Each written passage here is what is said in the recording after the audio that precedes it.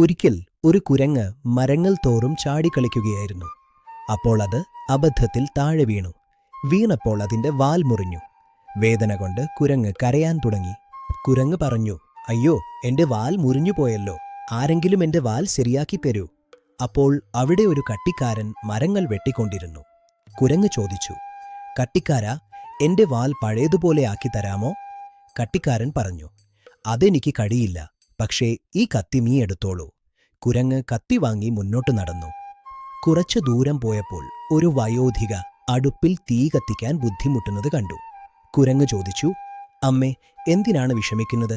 വയോധിക പറഞ്ഞു, എനിക്ക് വിറക് വെട്ടാൻ കത്തിയില്ല, അതുകൊണ്ട് അപ്പം ചുട്ടെടുക്കാൻ പറ്റുന്നില്ല.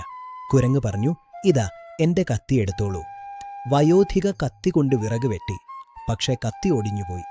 കുരങ്ങ് പറഞ്ഞു, എന്റെ കത്തി തരൂ.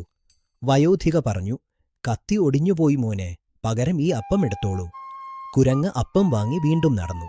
കുറച്ചു കഴിഞ്ഞ് ഒരു ചെണ്ടക്കാരൻ വിശന്നിരിക്കുന്നത് കണ്ടു. കുരങ്ങ് ചോദിച്ചു, ചേട്ടാ, എന്തിനാണിങ്ങനെ ദുഃഖമായിരിക്കുന്നത്? ചെണ്ടക്കാരൻ പറഞ്ഞു, എനിക്ക് വിശക്കുന്നു, പിന്നാനൊന്നുമില്ല. കുരങ്ങ് പറഞ്ഞു, ഇതാ ഈ അപ്പം തിന്നോളൂ. ചെണ്ടക്കാരൻ അപ്പം കഴിച്ചു.